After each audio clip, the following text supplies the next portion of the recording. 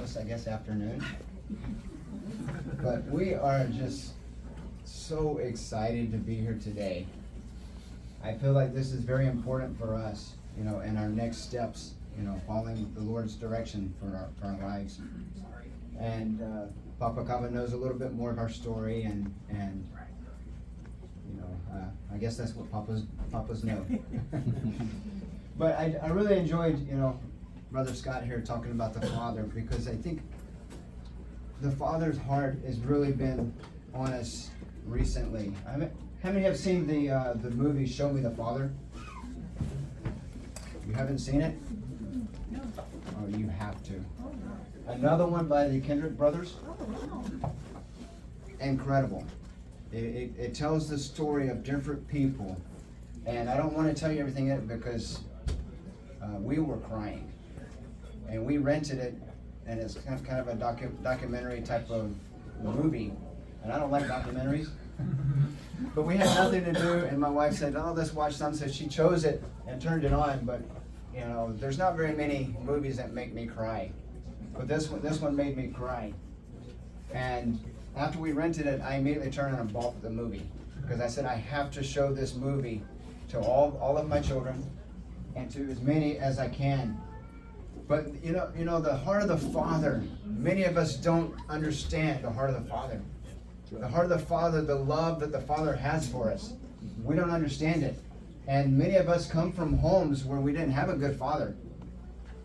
I came from a terrible home. Terrible. My father molested my younger sisters. One from the age of 3 all the way to 18. And my father disowned me because I married my wonderful wife.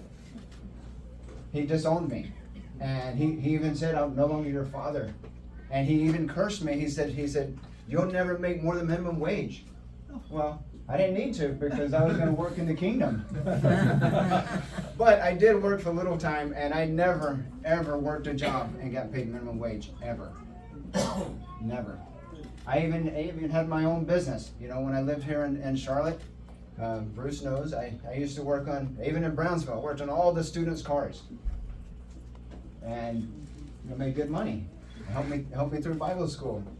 But the heart of the Father, you know, just recently am I understanding this more and more, the heart of the Father. You know, because I've gone through many years, and my wife, the same for her. You know, her dad died when she was young. And so she didn't have the experience of a good father. You know, you look out and you hear the stories, and the people say, "Oh man, my father was amazing. And I'm who I am because of my father." And you're thinking, I don't have that.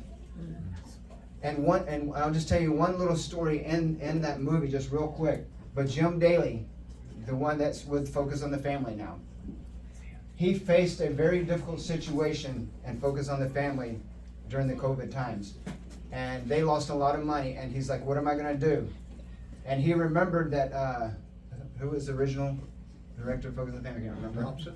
Yeah, Dobson. And Dobson would always say, "I go to my dad to get my wisdom, because he's incredible." And Jim Daly was down on his knees in his basement crying like, "What am I going to do? I have to lay off hundreds of people." And he says, "Who can I go to? I don't have a father for wisdom." And in that moment, God spoke to him. He says, "Am I not good enough? I'm your father. Have I not been good to you? Have I not taken care of you? Have I not led you?"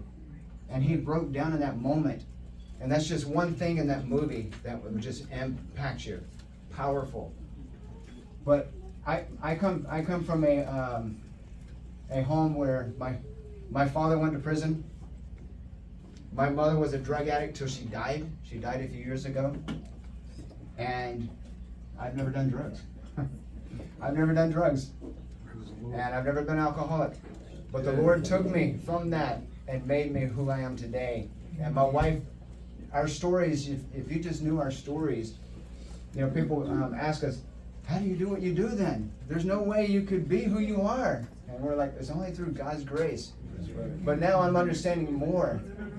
You know, that statement Jim Daly said, "Am I not good enough for you as your father?" And that's impacted me lately. And I began to think about this, that we need the Father's love and the Father's heart in our lives. But anyway, I didn't come to say that, but we were one of the first missionaries, the families that Papa Kava sent out. And we had moved down from North Carolina to attend fire. I was going to go back and do the bachelor's because they had a program that if you'd done the third year, they could help you through at a shorter time to get your bachelor's. So we moved down from Virginia when fire moved to Charlotte. And we're like, oh, I'll go back and do that. But when I came, the Lord took that whole desire out of my heart, and I didn't do it. And we went through some trying times during that time, and then we had left fire, and we went to another church called World Worship Center, and then we were talking to, I don't know, was it you, Bruce? And you told us that John Kava had started a ministry. I think it might have been, but he said, you know, what you're saying is what John Kava is doing now. And so we met with the Kavas, and sure enough, they sent us out, and he has been a father in our lives because he has disciplined us. He has corrected us in some spiritual things that has impacted our lives, and we didn't like what he said. Do you remember one of the first ones that you told us way back? It was about finances. Finances. It was during the whole crash, you know, back in 07 and 08 and everything, and we couldn't sell our home. We were going to file bankruptcy, and we came and sat down with Papa Kava, and he says, you know what? I don't think you should do that. Oh, we did not want to hear that. We'd already paid the lawyer, and he said, quit paying your bills, and we quit paying the credit cards, and so we were like behind, and we're like, what do we do now? And he said, pray, ask God what he would have you do. And sure enough, we didn't want to, but we ended up listening, and God really moved in our lives powerfully. We left to go to the mission field, and our home later went into foreclosure. We had a home equity line of $16,000 that we couldn't pay. We had credit cards we couldn't pay, and we went to the mission field, but we didn't do bankruptcy. And would you believe we never used a penny of support money to pay our debt off? We never did. When we get our income tax come around, I'd call up a company and say, hey, can we settle? Only one wouldn't settle with me, but a $16,000 settled for $2,500. Wow. Wow. And then our home that was in foreclosure for 5 years. 5 years it was in foreclosure. And they postpone it. And then one day, I just felt like a nudge from the Holy Spirit to log into the account, and I logged in, and it said the account has been satisfied. Wow. I'm like, what is that? So I called them, and they said, oh, we just accepted it back. And I said, what does that mean for me and my credit? Nothing. I was like, what? And each year, we paid off a credit card. We paid off a credit card, and we got to the point that we were debt-free.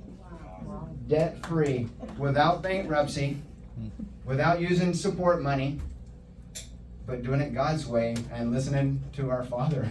But he has been incredible in our lives and other situations that we don't always like what he has to say in the beginning, but a good father disciplines. A good father speaks to you because he loves you. And that's what our Father in heaven does for us. But so we went out in 2009, and we have done so many things I don't have time to talk about, but we went and things didn't work out the way we thought, and we almost came home. And my wife says, no, that was never my intention to go home. So I said, okay, well, if she's agreeing, we'll stay. And the Lord turned things around, and I remember one year we counted the different pastors and ministries that we were working with in Juarez. And there was 40 ministries that we had contact, that we had done outreaches with, that we had preached in their churches. And all because of one pastor that just began to move. I don't know how many by now, because we don't work with some of the ones we did before, but new ones come on, so it's a continual thing. But we've done so many outreaches with children's outreaches, Christmas outreaches. we got up to 25 outreaches in about a 3-week period at Christmas time. That we were doing 25 outreaches all over Juarez. And you've been there a few times when we had the toys, and you look at it like, how'd you prepare all this, you know? Well, we had all of our little elves, our children. But as time goes, they've grown. Our children have gotten married, and we have grandkids, so it's down to me and my wife and Nathan, our baby. He's a big baby. But I don't mean tall. I'm listening to what Papa Kava said. But just quickly, he's my hero. Just so you know, we've gone through a little season now, kind of like a, I don't know, what do you call them, where you, sabbatical in a way.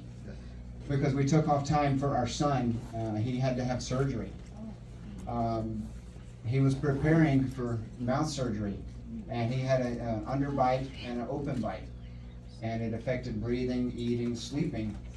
And it's never does Medicaid cover this thing, even with braces, unless it's necessary. And he was approved.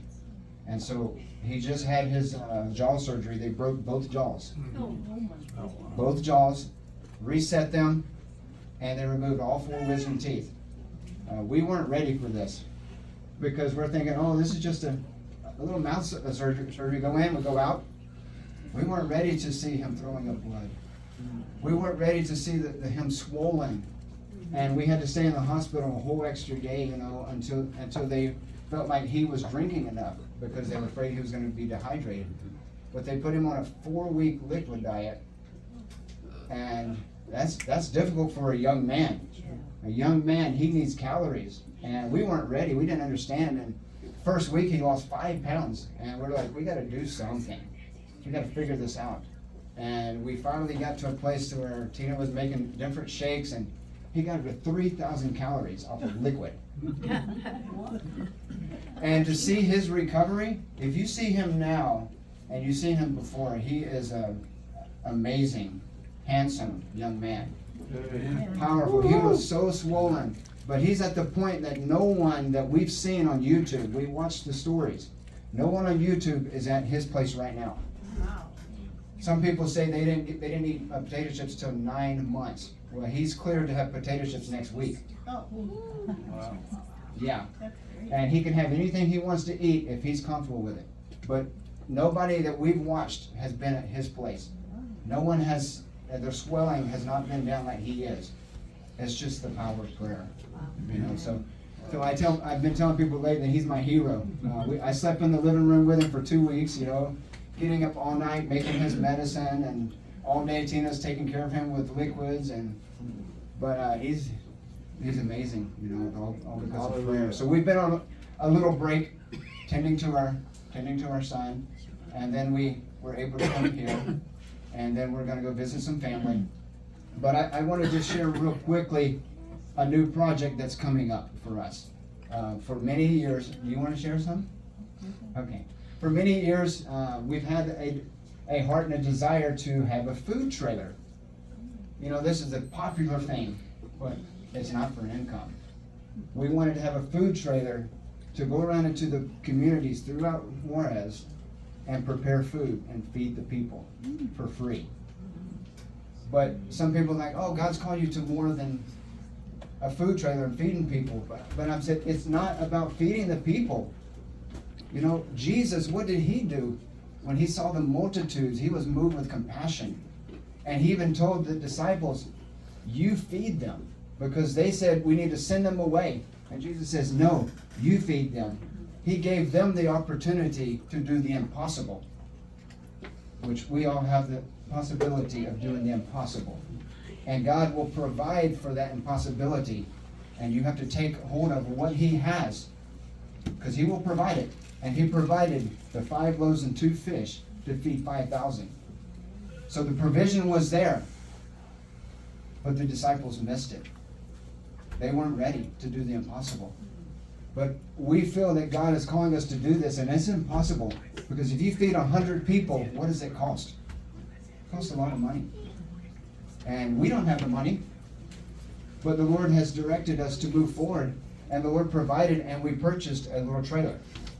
So at the end of the year, we had a donation came in, and so we purchased the trailer. It's in Mexico, and we're getting ready to start getting it ready. And the vision is to go into the community and have a team. They begin to invite the people. We're setting up. We begin to cook the food, and we're going to have tables, have chairs for like 100 people, and they're going to just come and they're going to sit down, and then we're going to share with them the love of the Father. And we're still praying about our name, but a name that's coming up just yesterday while we're traveling was the Father's Table. Hallelujah. The Father's Table. And with that, you get to share with them the Father's heart. You know, what is the Father's heart? It's love, it's compassion. It's the words of life, the bread of life. And we get to serve them the very best right at the Father's table. And a powerful story that we were talking about was that the story of David and Jonathan. And David said, is there anyone in Jonathan's family, you know, that needs to be cared for? And his grandson was crippled. And the one that didn't deserve to be at the table was put at the king's table. That's good. The crippled. And Tina was just sharing this with us while we're traveling, and I was just like, oh, I love that. You know, we don't deserve to be at the king's table, at the Father's table. But we get to go there because of mercy and because of the love of Jesus. And so this is what we're preparing to begin to do more of now. You know, as times change, we can't do some of the things we did before because we can't cross a lot of things into Mexico. They confiscated our vehicle, took our vehicle from us because we were taking jackets to children. And they wanted 8,000. Papa Cava was there. He was there. I crossed over some jackets to take to Leonardo. Some of you know Leonardo and Rita. And I went to go pick up Mr. Cava to go to the airport the next morning. That was the reason. So I was going to give him some jackets, and they confiscated my van. Well, not van, but our expedition. And they wanted $8,500 to get it back. And I said, I can't pay that. I just paid 2 months ago $5,500. I'm not paying $8,500 to get something back, and that's going to be about $14,000. I'm not doing that. And so I got advice, and they're like, you know, you just leave it there because your fine is settled because they have your vehicle.